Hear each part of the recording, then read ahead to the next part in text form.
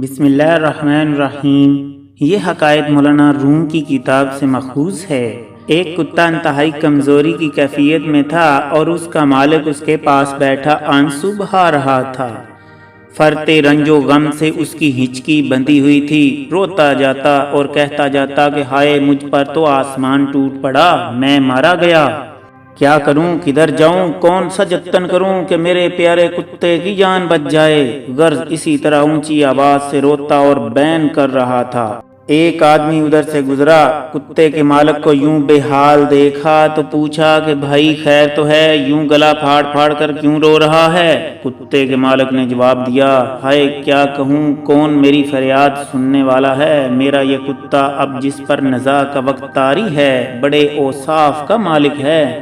ایسا کتا تو چراغ لے کر بھی ڈھونڈوں تو نہ ملے گا، رات بھر میرے مکان کی نگہبانی کرتا ہے، کیا مجال کہ کوئی پرندہ بھی ادھر پر مارے۔ کتا کیا، اسے شیر کہو، شیر، بڑی بڑی روشن آنکھوں والا، ہیبت ناک، اونچا قد، دوڑنے میں ہرن کو مات کرے، اسے دیکھ کر چوروں اچکوں کی روح فنا ہو جاتی ہے، شکار کے تعاقب میں نکلے ہوئے تیر کی طرح جاتا ہے۔ ان خوبیوں کے ساتھ ساتھ بلا کا کانے، صابر، بے غرض اور وفادار بھی۔ آدمی نے بے حد متاثر ہو کر پوچھا، تیرے کتے کو تکلیف کیا ہے؟ کیا اس کو کوئی مہلک زخم آ گیا ہے؟ مالک نے جواب دیا، بھوک سے اس کا دم لبوں پر ہے، کوئی بیماری نہیں، کئی دن ہو گئے اسے کھانے کو کچھ نہیں ملا۔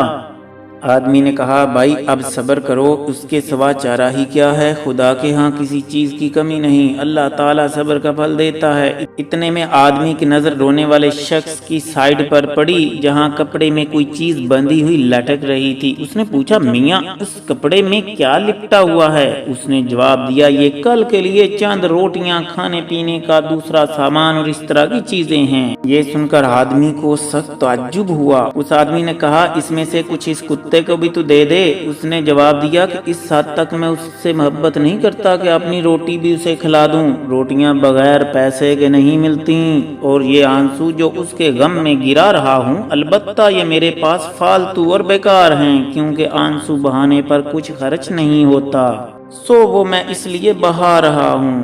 فقیر نے کہا، لعنت ہو بھائی تیری عقل پر اور محبت پر، تیری مثال تو ایسی خوشبو کی سی ہے جس میں ہوا بھری ہوئی ہوتی ہے، خاک پڑے تیرے سر پر، تیرے نزدیک روٹی کا ایک ٹکڑا آنسو سے زیادہ قیمتی ہے۔ آدمی نے کہا، تو کیسا انسان ہے کہ صرف چند ہمدردی کے بول بول کر اور آنسو بہا کر ہی اس سے ہمدردی کیے جا رہا ہے؟ اس طرح کوئی ہمدردی کا فائدہ نہیں، بلکہ اپنی اس لقمے اور روٹیوں میں سے چند اسے ٹکڑے ڈال دے، یہی اس کی ہمدردی ہے۔ اس حقائق سے ہمیں یہ درس ملتا ہے کہ صرف ہمدردی کے بول بولنے سے ہی دوسروں کا فائدہ نہیں ہوتا، بلکہ عملی طور پر بھی ہمیں ضرورت مندوں کی مدد کرنی چاہیے۔ اگر آپ کو یہ ویڈیو اچھی لگی ہے تو اسے لائک کر دیں۔ عرفان فانی کو اجازت دیجیے، اللہ حافظ۔